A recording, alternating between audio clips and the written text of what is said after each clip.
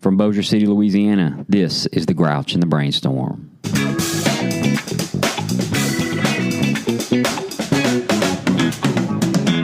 Yes, I hope everyone noticed the new music, the new intro music. Coleman didn't notice it, obviously. So, my name is Mike, and I am here with Matt. Say hi, Matt. What's happening? Jill. Hey. And our special guest of the evening, is Coleman R. And normally after I do the intro, Coleman, I say of the Koala Club. But Coleman is of all the clubs. He is a club jumper, a club hopper. World traveler. World traveler.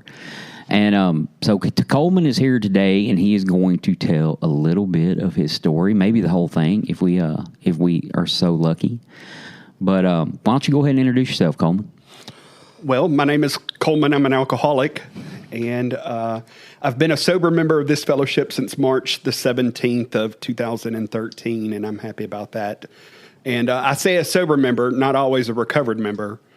I think there's a big difference between being sober, which I've done perfectly since March the 17th of 2013, and being recovered and living a life on an altruistic plane. Go ahead and start. Absolutely. Well, I grew up in Podunk, Louisiana, a little community called Stanley, population 15, and 14 of us are related. And I have questions. And it's, and I felt from the very beginning, from the absolute very beginning, from the first day I remember enrolling in kindergarten and going up to kindergarten roundup, I felt different and felt apart from. And you hear that in meetings. I think everyone from behind the podium always says the same thing. We always feel less than and apart from. And so I knew from a very early age that I was, long story short, I was attracted to the same sex. From my earliest memory. What? When did this happen? I have more questions. Hello, first grade. I got lots of questions, Coleman. And that plays a huge part in all of my sobriety, because I from the very beginning I had a problem with. I don't even know what to call it. I wouldn't call it gender identification, but because I identify as a man, obviously, but I just knew, I didn't know what gay or lesbian or any of that was. I just knew that I wasn't supposed to be thinking the way I was thinking. And of course, what do you do when you're that young? I don't know. And I was always told, so fast forward a little bit through school, I was always told, oh, you need to have more guy friends, more male friends. Well, hell yeah. all my friends were girls, from my earliest, from the get-go, from the very get-go, all of my friends were girls. And I played, I don't want to get stuck on this, but I'll just say this. I played with Barbies, and I was never told, like, that's wrong. That's not what I was never told that by anyone. My parents were extremely cool, and I actually, moving forward, I came out when I was 15, and in little Podunk, Louisiana, and I thought that would solve what I thought was going on. Like everyone, I was called names my entire life, and I always felt different and apart from. And so I thought by coming out and being official with it, that y'all would finally just shut up and leave me be. And it only got worse. After you came out, it got worse. Yes. And so I rolled through high school, and I want to say that I did not grow up in an alcoholic home. What I know now is that my parents had their own demons, I guess. My mom grew up in an alcoholic home, and my dad lost his dad when he was really young. So he was my own dad was not a very emotional man. So he didn't show my We didn't hug. We didn't do any of that until a little bit later on in life. And but my mom, because she grew up in an alcoholic home, alcohol was bad. And that's what I was always taught. Don't drink. Alcohol's bad. Your uncle is an alcoholic. Your grandfather was an alcoholic. And so I never drank. In high school, I never drank. I was a top of my class, if you want to call being top of 20-something. I mean, that's a win. That's a win. Don't discount it. Like the lowest of 20. So, I mean, I would have been 21. Third grade was 3 of the best years of my life, But I did well in school, and what I was taught was go to school, make good grades, graduate, go to college, make good grades, graduate, and get a good job and live happily ever after. My father was very educated. My mom never went to college, but she was super smart. My parents were together for about 47 years before my dad died. So I was just always taught to go to school and do well. And I started going to school, and I got into college, and I went to college, and I didn't take my first real drink of alcohol until I was 21. And I was in my first AA meeting at 27. And there were so many. I'm gonna speed it up and tell you exactly what happened in a nutshell. There was always a line, and I always crossed it.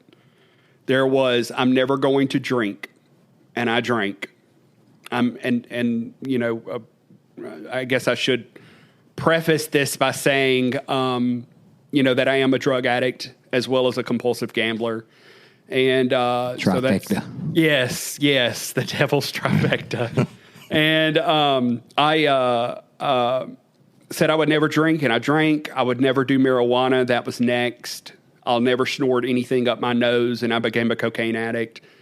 I'll never do crack cocaine because I just heard horror stories. That was next. And I'll never do methamphetamine because, that's white trash, trailer trash. What you see in TV, and the epitome of methamphetamine is what you see. The hillbillies in Kentucky. That's what you associate. That definitely is a stereotype that goes along with we call it meth. Those who call it methamphetamine are a little higher class than us. But that's it. It went really fast. And what happened was I discovered drinking, and the very first night I took my first real drink of alcohol, there was this. My shoulders dropped. My hands became unclenched. My jaw loosened. My head quit racing. And there was this immediate thought as that alcohol traveled down my esophagus and warmed my insides. My next immediate thought was, where have you been? And I fell in love with alcohol. And I would love to sit here and say that I was a social drinker. I was not. I fell in love with alcohol from the get-go and was a sloppy drunk from the very start. And my friends, one by one, quit hanging out with me because I was doing way more than anyone. I was drinking more, then came the drugs, and I was drugging more, and then came the gambling, and I never left the casino. And just crazy. And, I can sit here and say that today all of the drug use, all of the drinking. They say yet, and I was told that yet is you're eligible too. So I'm very much eligible still for DWIs and DUIs and anything of that nature, but I have not had any of that today. I've never even had a misdemeanor, and so when I get into Alcoholics Anonymous, one of the greatest things of Alcoholics Anonymous is that you don't have to have that to qualify as an alcoholic. Like the only requirement for membership is a desire to stop drinking.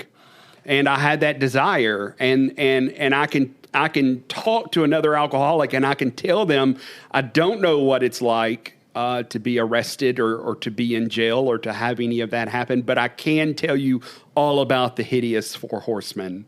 And I can tell you that it wasn't until December I started drinking in 2005, and at the end of 2012 was when I awoke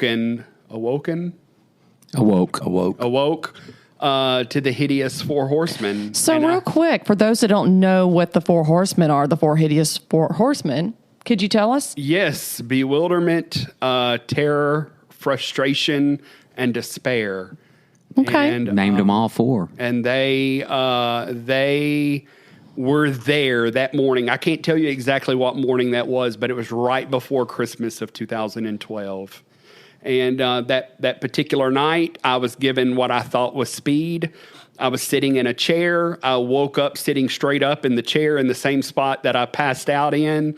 And I remember thinking, this was not speed. This is not what speed does, because I can remember being up for, days and weeks at a time, hallucinating and all sorts of crazy things. But that morning, I remember thinking, I can't do this anymore. I'm tired. It's exhausting. I don't ever have any money.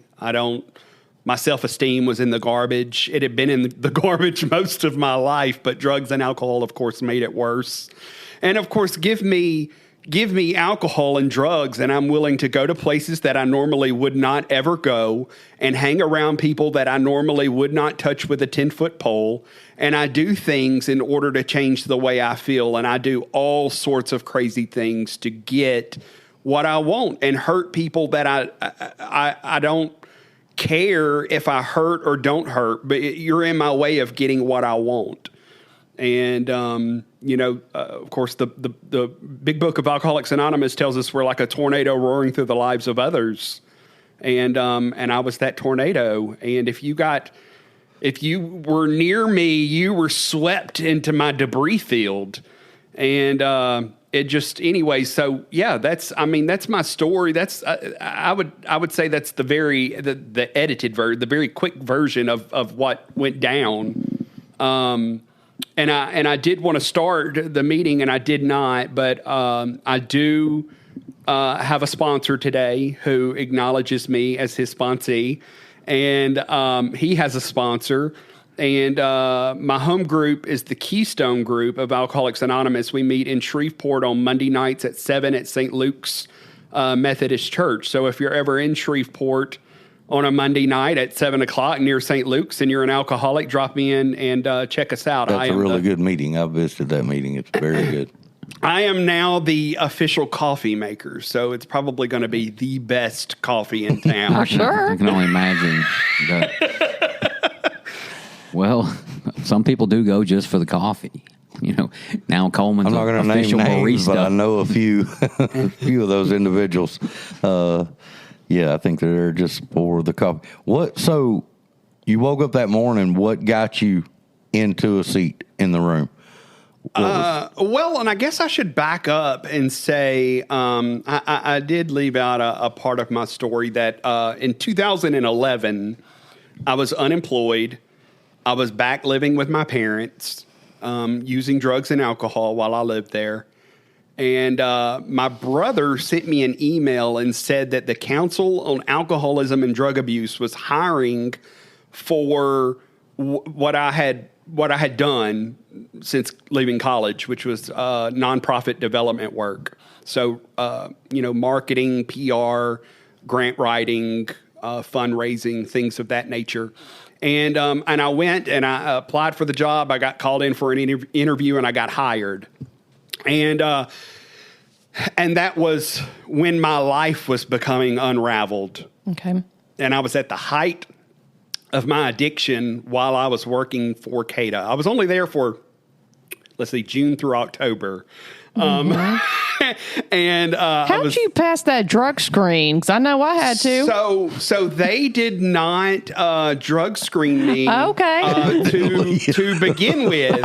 Okay, just checking. But that's what got me in October. They got me in October. What had happened was, yeah, and I knew it was coming, and I knew it was going to be positive, and. But that year, 2011, I was making meetings. That's how I started going to meetings. My first 12-step meeting was actually a meeting of Gamblers Anonymous. Mm-hmm. I was willing to admit that I had a gambling problem, and I did. And it was cutting into my drug and alcohol money. But I was not yet ready to say I'm also a junkie and a drunk. I just have a gambling problem. Hey, not to interrupt, but I am going to interrupt because I walked into. It's funny you say that, and where you go to your home group, they have one of those other meetings at that same location. And early in sobriety, I just looked it up on the deal, and so I walked in and sat down, and it's like 4 men, and they're all just looking at me, and they're like, "What are you in here for?" And I was like, "The meeting," and they're like, "For GA," and I was like, "What does that stand for?" And they're like, "Gamblers." And I'm like, "Not today, but I may be back, boys. Y'all keep my seat warm." And they said AA's down the hall. So that happened at St. Luke's. They got a kick out of that. So they're actually St. Luke. Let me make a plug in for them. They that particular church is pro recovery. Yes. Mm-hmm. And they house a lot of meetings. There are Al-Anon meetings, there are Alcoholics Anonymous meetings, there are Gamblers Anonymous meetings, there are Overeaters Anonymous meetings. Depression and stuff? Yeah, there's a depression support group there that meets. I mean, they are wonderful to the Shreveport recovery community. And let me ask this, too, because I got this information, so I always go by pumpkins. But they're pumpkins. What do they do with the money for the pumpkins? Yes. I really don't know. The guy told me that they sold it, that it goes to Oakwood and the recovery program. Yeah, so actually used to run Oakwood. So I'd bring the girls, the women that were living there, and we would help, every year. It's awesome. So I found that out. So now that's where we go when they do pumpkins, because it all goes into those programs. So, yeah, they are cool. I like St. Luke's, and I love that meeting. I do too. I used to go to the Saturday morning meeting. I loved it. Oh, and this. So I got fired from CADA, and I thought they would hold my job because I was the best grant writer ever. And they would hold my job, and instead of sending me to CADA, they would send me to some posh rehab, and I'd go off to like Malibu. Oh, yeah. Somewhere. Malibu. And, Lindsay Lohan. I would be able to come back and be employed. And that, of course, is not my story. And it was at the end of 2011 when I started outpatient treatment with Myra Carter, who is a well-known counselor here in Shreveport. She was my counselor at the Office of Behavioral Health, and I did outpatient with her. And then she set me up. I could not pass a drug screen. I could never pass a drug screen. And I could not correlate that if I use drugs, my drug screen is going to be positive. Like, I couldn't understand why I kept failing drug screens. They should have given you more time to study for that test. And so I went inpatient in January and February of 2012. I actually went 32 days at Rayville Recovery outside of Monroe, not Palmetto, actual Rayville Recovery. And then I came back to Shreveport, and I did 36 days at the Center of Recovery, which is an inpatient facility, one of its kind in the United States for the treatment of compulsive gambling. Mm-hmm. Well, okay. Nice. Tell us a little bit about early recovery? Early recovery. So Pull that mic a little bit closer to you. So 2011, I when I started going to meetings, and this is before I decided to get and stay sober. So I played with addiction for 2 years, and I refer to it as Russian roulette. Like I had a loaded gun, spinning the barrel, pulling the trigger, hoping that this was not the one that would be it. That would either, we say jails, institutions, or death, and those were my three options. And so I was making meetings, and I had a sponsor. I've had a couple of sponsors, and I was going to meetings, and it was so easy for me to be a parrot, and say, I'm Coleman and I'm an alcoholic, because y'all were doing it. And that was easy. I knew I had a problem. And, but like I said, it wasn't until early March of 13, where I decided to get and stay sober. And, let me just say, I don't remember much about early recovery because it went so quickly. You think when you're in it, it's like, oh my God, I'm dying. I'm dying, and I won't we all get excited about that year. I can't wait to get my year chip. And looking back now, I'm like, shit, it's been 10 years and it flew. And so in early sobriety, I got a sponsor, but let me tell you that in March of 2013, I backing up earlier, I said in 2012, when I woke up in that chair, I was done. I had one little hiccup in March of 13, and I was done. And it was once, because the book tells me, the big book of Alcoholics Anonymous says we have to concede to our innermost selves that we are alcoholics, that is the first step in recovery. So before, and this is my own experience, before I can even look at powerlessness and unmanageability, I have to get that I'm an alcoholic and a drug addict.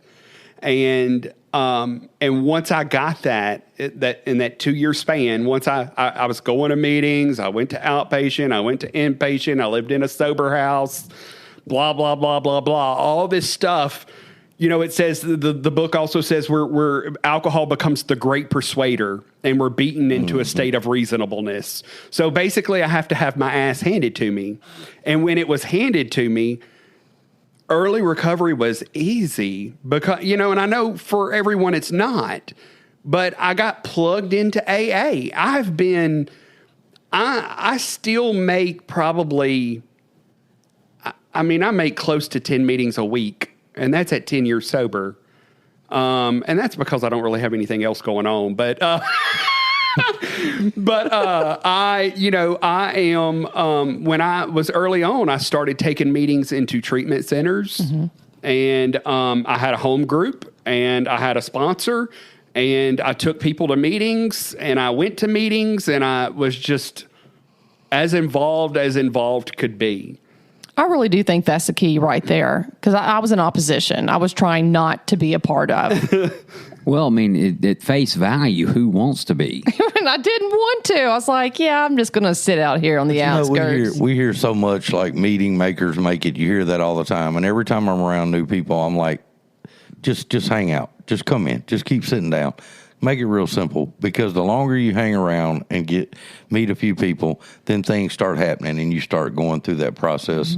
And we all have the same, everybody that's done well and managed to get a little bit of sobriety, we all have the same. We pick people up, we go to meetings, we do all that stuff. It's like a broken record, but it's so simple, but it's true. It's what works. Well, and I've heard some really awesome things about getting involved in AA. And one of the things that comes to mind for me in my own little analogy is, so I grew up in the country, And during, fall time, Halloween, we always had hay rides. Yeah. And they'd be through a pasture, and it'd be going super slow. But I mean, if you hit like a pothole or a little dip in the ground, if you were sitting on the edge of the trailer, it's very likely you would like kind of fall to the side, fall off. Yep. There you go. And so my goal in Alcoholics Anonymous, and my goal still in Alcoholics Anonymous, because I'm so afraid not to be a part of Alcoholics Anonymous. My goal is to get on the inside of the trailer, not to sit on the outside, because when the little dips in life and the little things happen or big things happen, whatever happens, is that I'm not going to hit that bump in my road and fall off. I'm going to be protected by the people around me. And, and they told me early on too, and I know this sounds harsh, but they said, if if I have to step over dead bodies to get to a meeting of Alcoholics Anonymous, I would. And I've had that happen. Literally? Yes. I mean, I've had a sponsee hang himself. Oh gosh. Okay. Sorry. So yeah, I mean, it's been, I've seen overdoses. I've seen suicide. Yeah. It's wild. Yeah, it really is.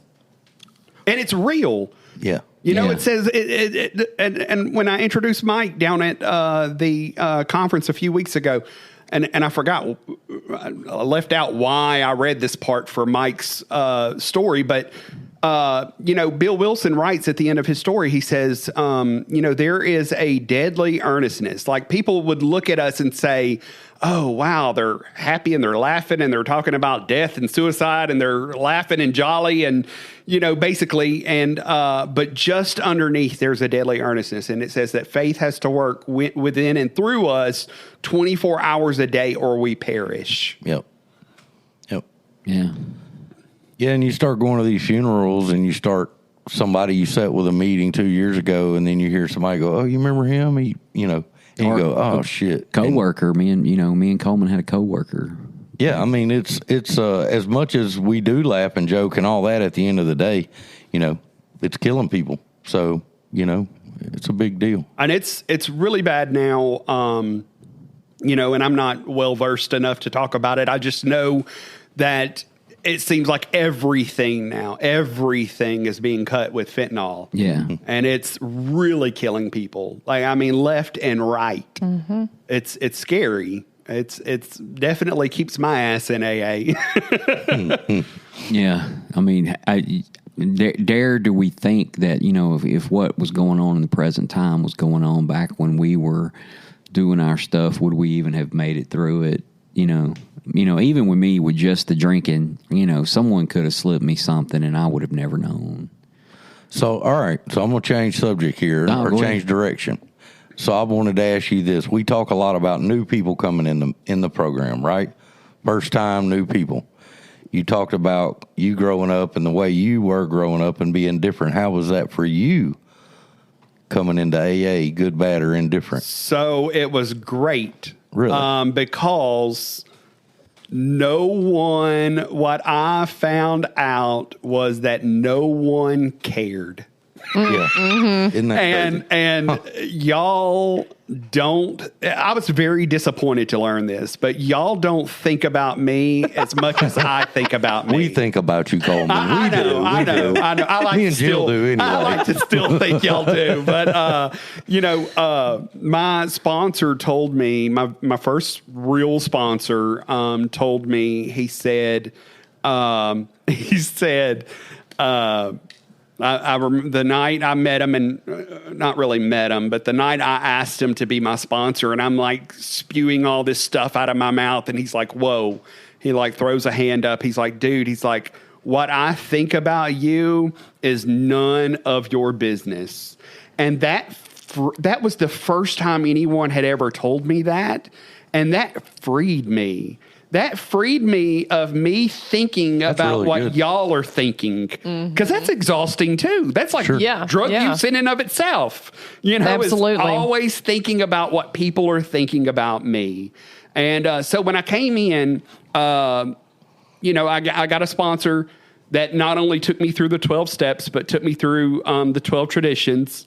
And I love, our tradition 3, and I can't quote it right now, but basically, the only requirement for membership is a desire to stop drinking. There are no gender requirements, no sexual orientation requirements, no height requirements, no race requirements. And that freed me too, because when I come into the rooms of AA without even saying a word, y'all know exactly who and what I am without there being any other title, without there being any other subscription. I can come into Alcoholics Anonymous and I am just another bozo on the bus. I am a garden variety drunk. And that's all I am in AA. I'm a drunk. I'm not gay. We're not Republican or Democrat. We're not black or white. We're not male or female. Whoever comes in through the door, the next sufferer walking into our rooms, I hope that we as a unit, and y'all know I've been to y'all's meeting, the 5:30. But sitting in that room, I want to be a working unit of a beacon of hope for the person coming in for the first time, scared to death. So I'm going to tell you the reason. Well, that question I've always wanted to ask you, but I had the opposite of that. About a little over a year sober, I'm in New Orleans, downtown by the Superdome, staying in a nice hotel. I'm down there for the weekend for a family deal. I wake up one Sunday morning, I pull up the meeting guide on my phone. I don't read all the stuff. I don't know what kind of meeting it is. Well, it turned out it was that kind of meeting. I don't know how else you would describe it. Well, gay meeting? Yes, okay. I guess. Yes, I don't know how. Well, they you have to sort of click on it and read what the meeting is. Well, I didn't do that. I saw AA meeting and I went. Yeah, the Lambda. So, yes, I've been to it. Well, I had never been to it. I didn't know what it was. So I walk in, and this is in New Orleans, mind you. Near the French Quarter, and it was different folks in there. But you know what? We were all alcoholic, and it was a great meeting. And they didn't care that I was in there. We were all there just to not drink that day, and I think it was great. And And I'll say when I walked in for the first time, like I had to like continuously make it known. But even when I tell my story now, it's usually what I start off with. The very first thing when I tell my story is I'm gay, surprise. and and that is to be a constant reminder that y'all don't care. No one cares. No one cared. No one cared. No one cared when I came in. So in the rooms when I wasn't, before I went to, and we do have a very active Lambda group here in Shreveport. Where do they meet at, Coleman? They meet. I don't think the church no longer exists, but it was called the Church of Hope. It's actually on it's Highland. It's the house next to Oakwood. The house right next door to Oakwood Home for Women. Okay. In case anybody's interested out there. Yeah. They meet Mondays and Thursdays, I think still at 6:30. And anybody's welcome. Yeah, of course. And before I went there, I was going to regular meeting. I don't want to say regular, irregular. Straight meetings. Straight meeting. But, I sat in rooms with straight men, and I felt like I needed to share to get over my fear. Oh, and I'll say that. My first sponsor, I knew when I decided to get and stay sober in 2013, I needed a male sponsor. And in my mind, he had to be the visual I had of a straight man. And I knew that I needed a male to tell everything to, so I could get over my fear of straight men. And okay, I like that. So, because a lot of gay men choose female sponsors, and I didn't know that. I'm very old school. I am very old school, and I still think men with men and women with women, but that's just my personal opinion. Have you had the same sponsor? No. Okay. I know the one you have now. He's a good guy. Have you ever had a female sponsor? No. I've had all men. In fact, two of my when Half Past Five was my home group for 3 or 4 years. I had Randy T and I had Joe B. Both of those men as a sponsor. But I've actually had, I think, 6. I guess 7 if you count one guy twice, because he sponsored me two different occasions. I am quick to get a resentment and go to another sponsor. That's how I roll. 6 sponsors in 10 years is not too terribly bad. I've had 4 in 12. I would love to be, and in fact, my sponsor now, my current sponsor, he got sober in 2005 or 6, and he sponsors 6 of us, and I've known him my whole sobriety, and this is the first time where I've been involved in a sponsor tree. So we're very active. We used to meet and do the steps together at my sponsor's house. All of us guys that he sponsors are very close. So when I don't get my sponsor, I have a sponsee brother that I can turn to.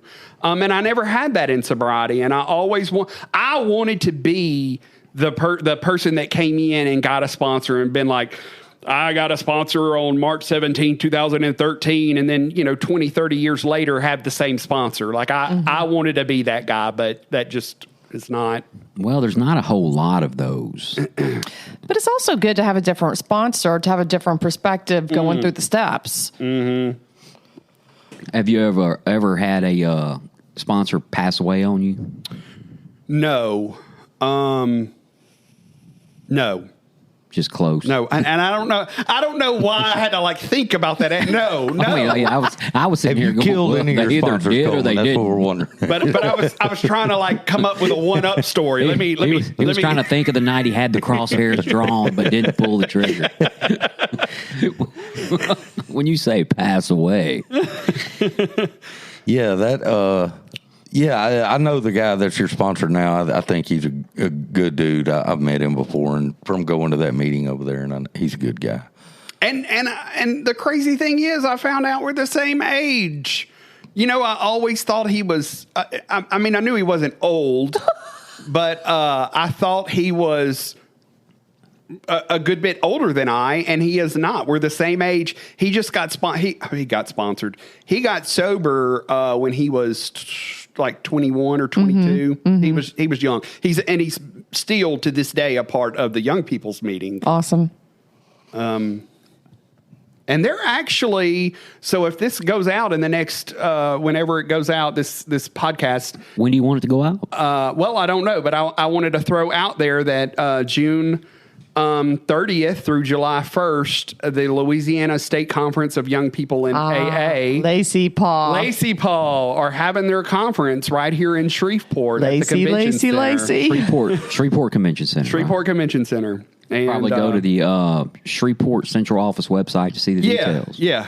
And my sponsor's been a part of the young people since he came in. And great stuff right there. The young people, I think it's amazing to have that going on there. They are some eager beavers. Yeah. Right. They, my sponsee brothers that are involved with Lacey Paul and the young people's group, they are always doing and going and when you get involved with the Pauls, the young people in AA, they go to, I don't even know all of the names, but every state apparently has one. And just a few weeks ago, they all got up and caravanned.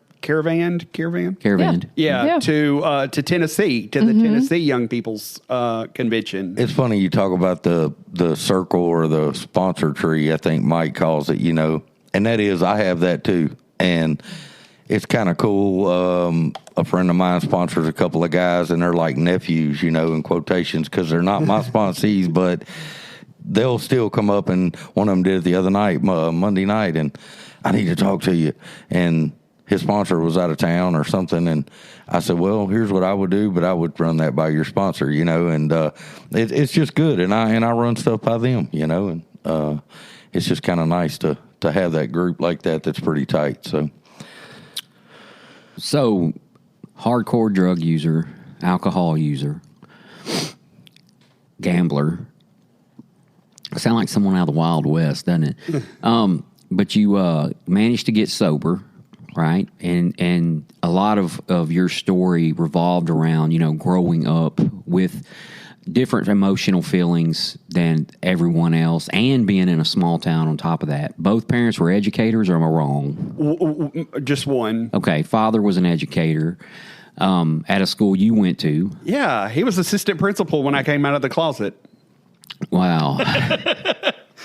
Yeah. So, I can only imagine that kind of pressure. So, I met Coleman when you were probably a year sober. I would think it was about a year, maybe less. I started coming to 5:30 before I was officially sober. So, 2012.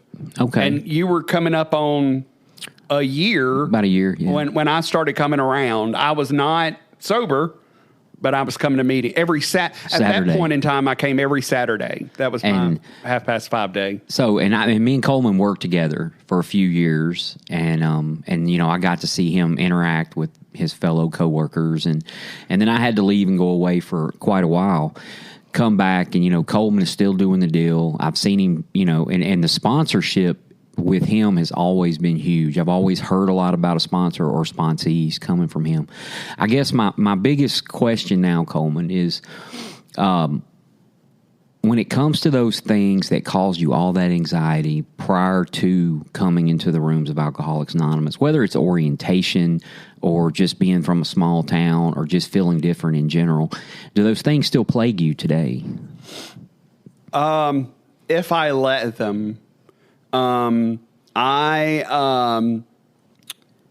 This phrase popped up into my head the other day, and I'm sure there's people in recovery and AA that would disagree with me. But it was the phrase that popped into my head was spiritually torn, because I think there is good, and that of course is God, the truth. The truth of who and what I am. And then there's not so much evil, but there's this other spirit of our defects, of everything, of that little inner voice that lives in me prior to alcohol that says I'm not good enough, I'm not thin enough, I'm not handsome enough, I'm not smart enough. And that voice, if not treated, and what I mean by treated is the 12 steps. Meetings are going to carry me so far.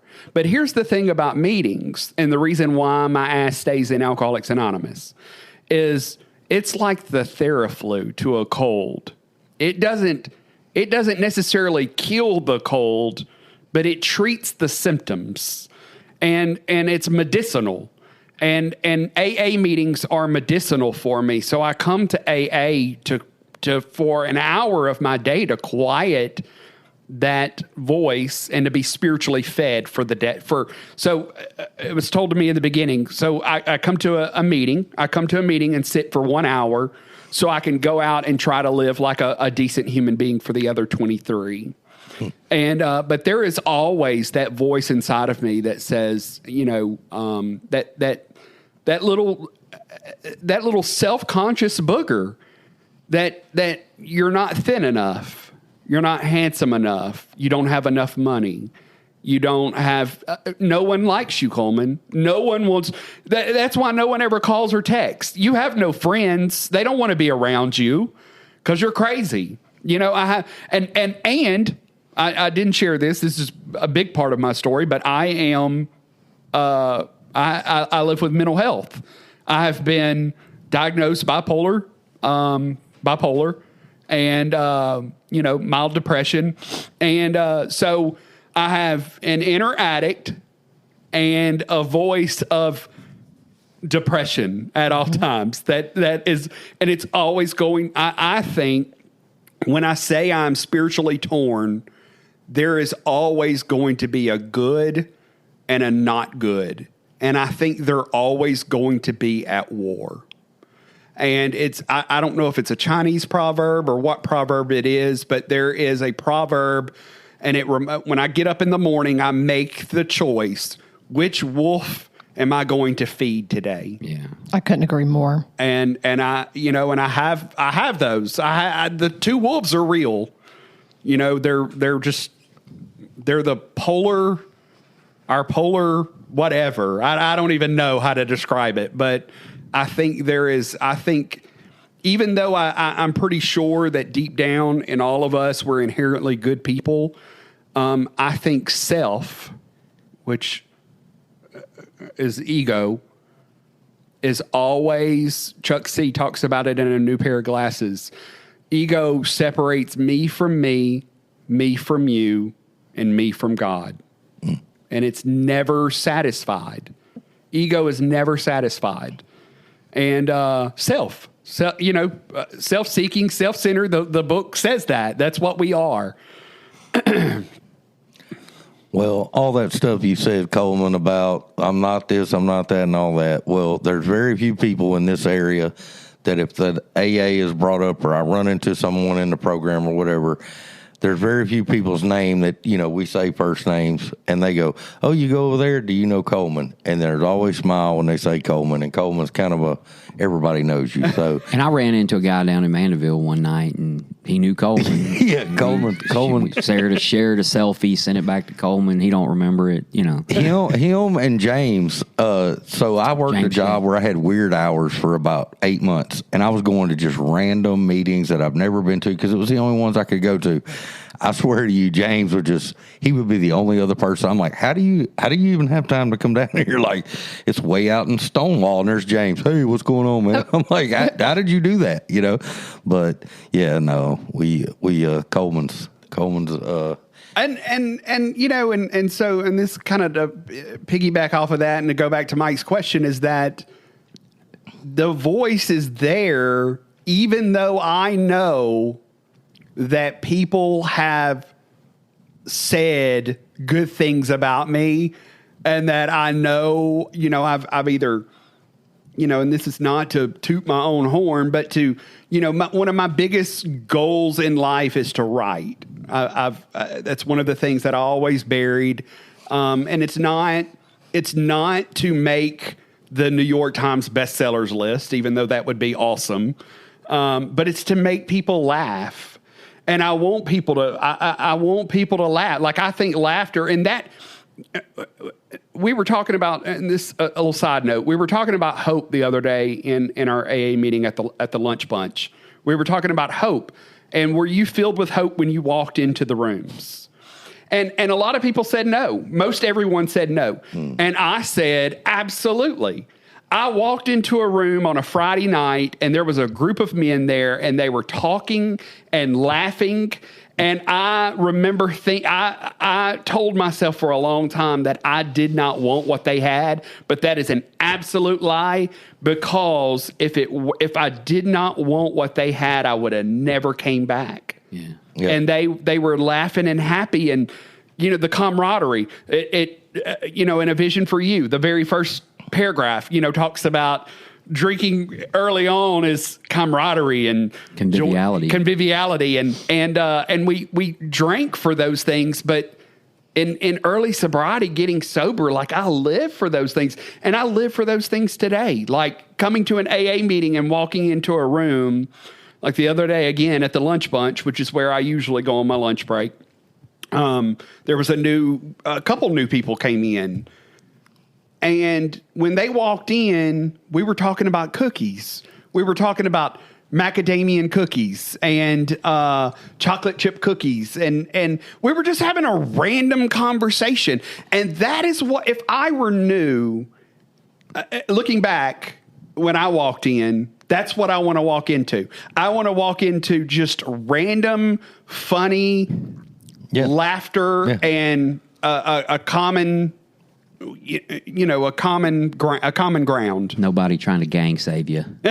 Come on. We just had this conversation. Let us tell you what's wrong with you. Us three on a text the other night on a group text about the laughter and people laughing on this podcast and being a part of recovery.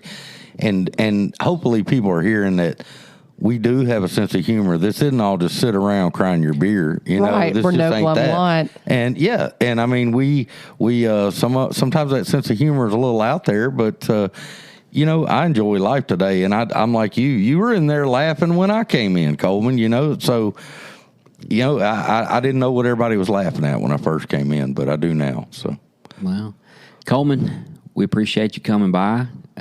Hopefully one day, whenever we have a regular episode, you'll be more than happy to sit in. We have extra microphones for you and get your input. Anything else you got to say to the listening audience? Just going back to what I said earlier, like, get involved, get in the middle. And I've talked about the analogies I've heard in AA of being picked off, and it's, the flock of sheep and the wolves. Right. And the wolves are going to pick off the ones on the outside. So get in the middle of the herd, get involved, stick and stay. You don't have to keep coming back. We say keep coming back, keep coming back, you can just come in and stick around and stay. Yeah. Yep. You don't have to keep coming back. Come in, sit down, stay. There you go.